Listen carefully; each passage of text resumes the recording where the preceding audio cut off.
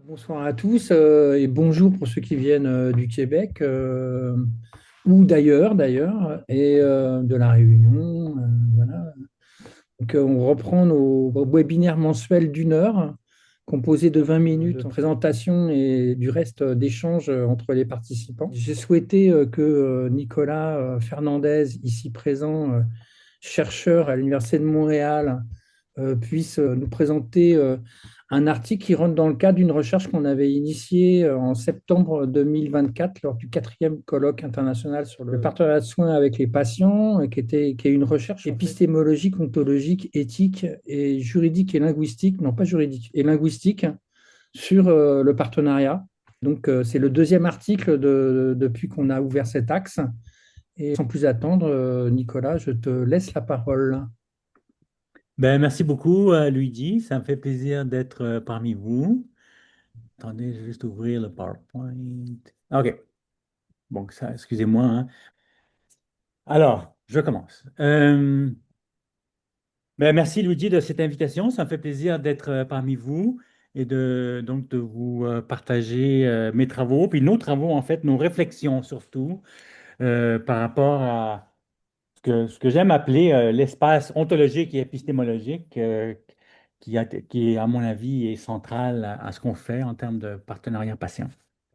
Donc, tout ça part d'un article que j'ai écrit l'année dernière et qui était publié au mois de novembre 2025 avec un collègue de l'Australie, mais qui fait fi un peu de nos réflexions qu'on a eues depuis 2024 en ce qui concerne les aspects, les différences entre les savoirs expérientiels des patients et les savoirs biomédicaux des cliniciens.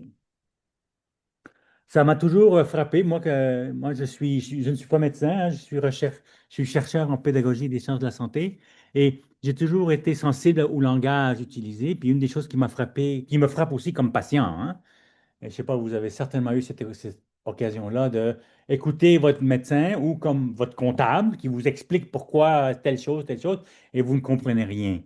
Et donc, puis je sais que dans les pratiques professionnelles, il y a toujours des codes qui viennent en fait renfermer le langage pour un groupe de professionnels, disons, puis aussi pour les patients. Peut-être un resserrement un peu moins sévère, mais quand même, il y a des mots, des expressions que les patients utilisent qui ne disent rien à nos partenaires cliniciens. Alors, voilà. Alors, l'enjeu, c'est vraiment essayer de trouver la complémentarité entre les savoirs biomédicaux détenus par le patient et le clinicien. Donc, nous émettons l'hypothèse que ces obstacles, les obstacles qui nuisent à cette mise en commun, pourraient résider dans la divergence des formes de savoir détenues par les cliniciens et les patients. Si tel est le cas, il s'agirait d'un enjeu ontologique et épistémologique. Parmi d'autres, il peut y avoir d'autres types d'enjeux, mais un essentiel à mon avis, c'est celui-là. Il ne s'agit pas donc simplement d'une question de traduction de langage distinct, mais bien de construire des complémentarités entre différentes perceptions de soins et les types de savoir qui les sous-tendent. Ainsi, pour nous, l'enjeu majeur consiste à reconnaître ces complémentarités et à identifier des espaces de partage permettant d'établir des véritables partenariats dans les soins optimaux fondés sur une prise de décision clinique partagée. Donc, d'importantes recherches sont actuellement menées sur ce champ-là, notamment sur le savoir expérientiel, par ma collègue Karine Bilodeau, professeure en sciences infirmières à l'Université de Montréal.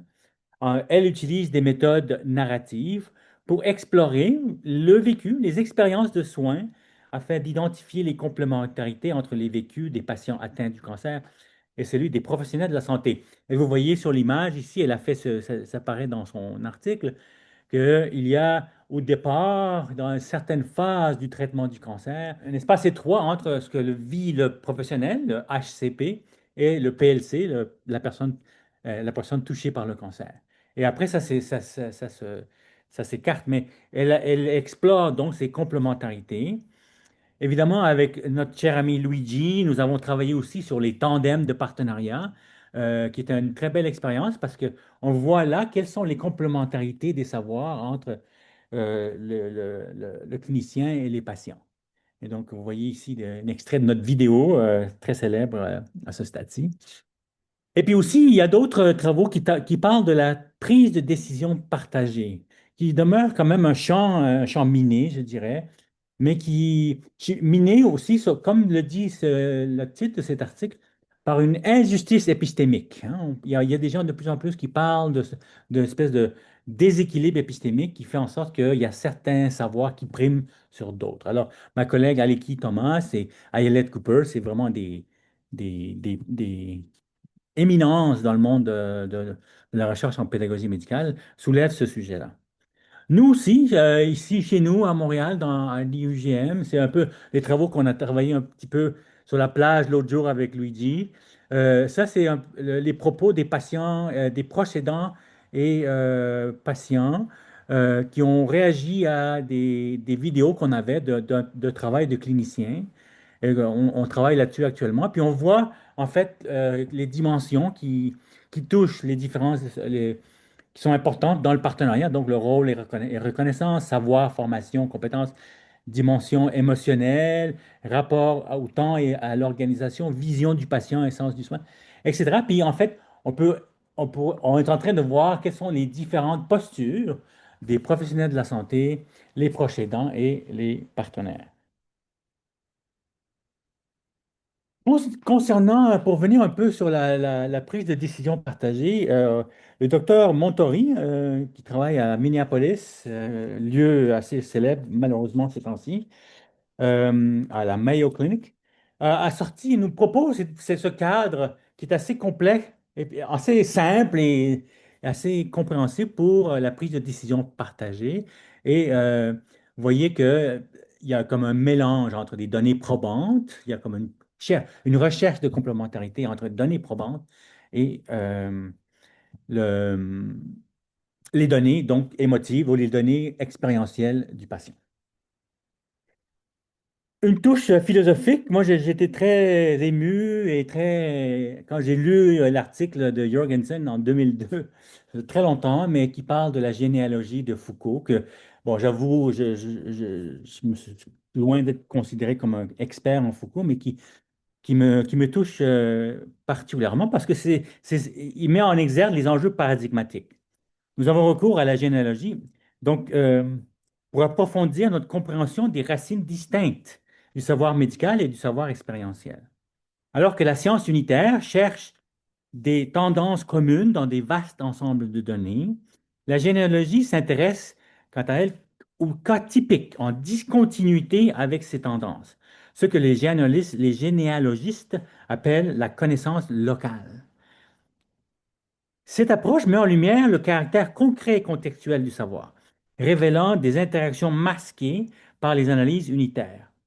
Comme le suggère Jorgensen, la généalogie reconnaît l'importance de préserver la spécificité des différents savoirs tout en contribuant à une compréhension plus fine d'un phénomène donné. Il ne s'agit pas d'établir une équivalence entre savoir biomédical et savoir expérientiel, ça mènerait nulle part. Il faut, c'est pas une question d'équivalence, mais c'est une question de complémentarité. Ah, l'enjeu avec le savoir d'expérience, le savoir expérientiel, c'est qu'il n'est pas facilement recueillable, hein. Il faut aller le chercher. Il y a différentes. Puis, d'après mon expérience, je me soumets deux grands défis en ce qui concerne. D'abord, c'est nommer l'expérience, attribuer un nom. Donc, l'exprimer dans ses propres mots. Et donc là, il y a une question de justice épistémique pour en extraire un sens personnel. Ce n'est pas un mince défi. Comme en témoignent les deux étapes du traitement d'une expérience vécue, illustrées ici. Par exemple, l'attente d'un ami qui ne vient pas, ça m'est arrivé. Et voyez que il y a une description de ce qui est arrivé et ensuite il y a une interprétation, une expérience humaine. Ça devient une expérience, c'est-à-dire un vécu, hein. Donc j'ai attendu 3 heures. 3 heures, c'est trop long. Je me posais des questions, me faire attendre et je juge inacceptable. Vous voyez la différence entre la description et le sens que je donne à cet événement-là. Donc ça, c'est construire du sens. Et le deuxième défi, c'est l'interprétation. Et je vous mets ici, c'est-à-dire interpréter le sens, c'est pour le rendre accessible à autrui. Donc, c'est une étape essentielle, notamment au sein d'une communauté de résonance capable de construire une vision collective du vécu. Et c'est ça qu'on est en train de faire, c'est ça le défi actuel, je crois, au sein du mouvement de partenariat patient. Nous sommes en train de construire cette communauté de résonance capable de construire une vision collective du vécu qui peut être mobilisable pour comprendre, pour aider, pour soigner. Et c'est pas pour rien que j'ai choisi cette image, c'est la caverne de Platon. On va dire. Donc, je vous parle un peu de mon projet de recherche, notre projet à l'Institut de gériatrie de Montréal. On étudie les équipes de réadaptation en soins aigus, courte durée gériatriques. Avec, et c'est des équipes de réadaptation qui sont appelées par la loi sur le partenariat avec le patient à travailler avec les proches et le patient. Notre objectif est d'observer le savoir expérientiel en action, tant des cliniciens que des proches aidants et patients, et son rôle dans le travail quotidien. Nous utilisons la clinique de l'activité inspirée des travaux de Yves Clos au CNAM à Paris, initialement conçue pour étudier une seule profession. Mais nous, qui sommes un peu cow-boys et aimons l'innovation, on a dit, ben, on va l'adapter pour analyser une pratique commune entre divers professionnels et patients.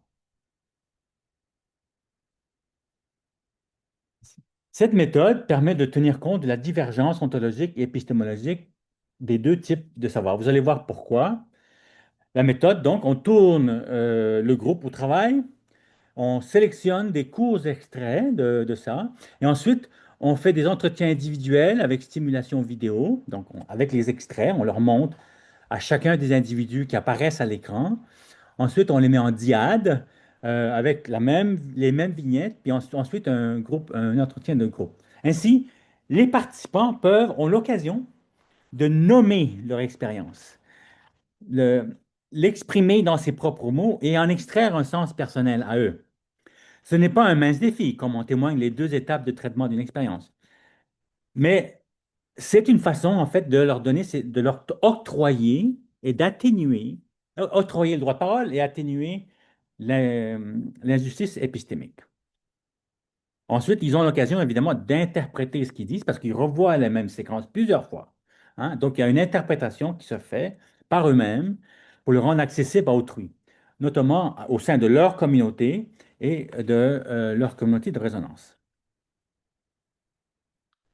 Donc, en termes de validité scientifique, c'est quand même important, surtout pour nos amis cliniciens puis ils ont tout à fait le droit de réclamer ça. Il faut pas faire du voyeurisme, comme on dit, mais je vous montre les critères de validité interne de notre approche. Donc, il y a le temps qui est écoulé parce qu'on filme des réunions, puis 3, 4 mois plus tard, on commence les entretiens individuels. Donc, il y a du temps qui s'est écoulé entre ça. Il y a un travail de mémoire qui se fait par les participants. Donc, ça veut dire que les propos qui tiennent à ce moment-là et ensuite, dans chacune des rencontres qu'ils font avec les mêmes vignettes, mais il y a une crédibilité qui s'installe parce que tout ce qui retient, tout ce qui revient dans leur discours est considéré comme crédible. Et, euh, et en fait, il y a comme, en lien avec cette confrontation en diade et en groupe, mais il y a une validité interne et externe par rapport à ces données. Donc, on est assez confiant que les données qu'on génère sont assez robuste. Finalement, dans l'article, en analysant ces données, nous sommes en mesure de distinguer la différence entre les savoirs d'expérience et les savoirs basés sur des données probantes. Les propos des participants les expriment en proportions différentes selon qu'il s'agisse d'un patient ou d'un professionnel de la santé. Ainsi, nous sommes en mesure d'en faire une distinction sur le plan ontologique et épistémologique, tel que reflété dans le schéma suivant. À partir des propos tenus par les participants, il est possible de constater que les connaissances biomédicales existent et se produisent dans un paradigme positiviste, tandis que le savoir d'expérience appartient au paradigme pragmatique. Chaque paradigme possède une ontologie et une épistémologie différentes, c'est-à-dire que ce qui est considéré comme vrai et ce qui est connu ne sont pas les mêmes choses dans chacun des paradigmes. Toutefois, nous postulons qu'il existe un chevauchement entre les deux. Et c'est dans cet espace paradigmatique que peut se situer le partenariat. Dans cet espace, les savoirs ne sont pas mutuellement exclusifs, mais complémentaires, ce qui donne lieu à des meilleurs soins ultérieurement. Pour mettre en exergue un peu cette distinction entre les connaissances biomédicales, nous avons travaillé sur ce tableau où on a mis, en fait, on compare les deux, puis vous voyez, en termes, si vous regardez la ligne sur les forces, vous voyez que les connaissances biomédicales sont fortes de fiabilité, sont généralisables généralement, sont reproductibles, etc. Tandis que le savoir issu de l'expérience, on parle plutôt de profondeur de compréhension, donc profondeur de captation de vécu, une richesse descriptive, ce qui n'est pas le cas pour les données biomédicales qui tendent à être beaucoup plus épurées, une crédibilité plutôt qu'une reproductibilité et une applicabilité. Et en termes de limites, vous voyez que c'est des informations plutôt superficielles que nous livrent les connaissances biomédicales. Puis on évacue, comme on a vu avec la généalogie, les variations individuelles mais ce qui constitue un peu la force des savoirs issus de l'expérience. Voilà. Ce qui m'a paru intéressant dans toutes ces réflexions est le continuum lié à la trajectoire de soins d'un patient dans le système de santé, que vous voyez ici à l'écran. Par exemple, au début du traitement, quand la maladie crée un point d'inflexion dans la vie du patient, ce sont les savoirs biomédicaux qui priment pour comprendre ce qui se passe et orienter les interventions. Une fois que la situation de santé est stabilisée et que des interventions de soins à plus long terme deviennent nécessaires, les savoirs expérientiels acquièrent davantage d'importance. Il devient nécessaire de connaître la personne, ses préférences, son mode de vie, etc. Finalement, après le congé et le retour à la maison, le patient et ses proches jouent un rôle accru dans les soins.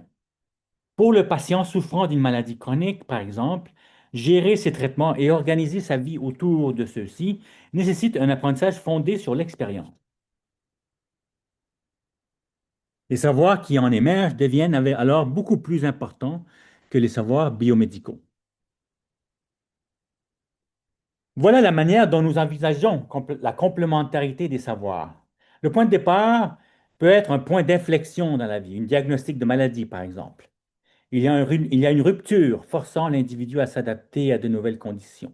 Il s'installe alors un état de déséquilibre dans lequel les deux types de savoirs, bien que distincts, ont une importance égale. Les savoirs biomédicaux pour comprendre ce qui se passe sur le plan physiologique et les savoirs d'expérience pour saisir ce qui se passe sur les plans psychologiques, sensoriels, proprioception et contextuels. La mobilisation simultanée des deux types de savoirs élargit les possibilités d'intervention, ce qui permet de cibler les actions et de prodiguer des soins qui engagent l'ensemble de la personne et non seulement ses processus physiologiques. Le résultat est un traitement davantage nuancé, précis et adapté aux conditions de vie du patient. En d'autres mots, la prise en considération des savoirs et l'effort d'en identifier la complémentarité permettent d'atteindre des soins de meilleure qualité pour le patient. Et puisque je suis pédagogue, je suis un expert en pédagogie médicale et que je tiens à cœur la formation des professionnels de la santé et ainsi que des patients, puis là, je m'adresse vraiment à mon commentaire ici concerne la formation des professionnels de la santé. Ce que nous pouvons déjà avancer, c'est l'importance de sensibiliser les étudiants et les premières étapes, dès les premières étapes. Donc, sensibiliser les étudiants en santé dès les premières étapes de leur parcours à l'injustice épistémique. Prendre conscience de l'asymétrie dans l'enseignement des savoirs permettrait de développer chez les étudiants des habiletés favorisant la valorisation du savoir du patient. Par ailleurs, les programmes de formation des professionnels de la santé devraient accorder une place plus importante au dialogue réflexif, plutôt que la communication conçue uniquement comme un mécanisme d'échange d'informations. Cela s'inscrit dans une visée de formation déjà identifiée comme centrale dans la pratique des professionnels de la santé, l'expertise adaptive. Merci beaucoup.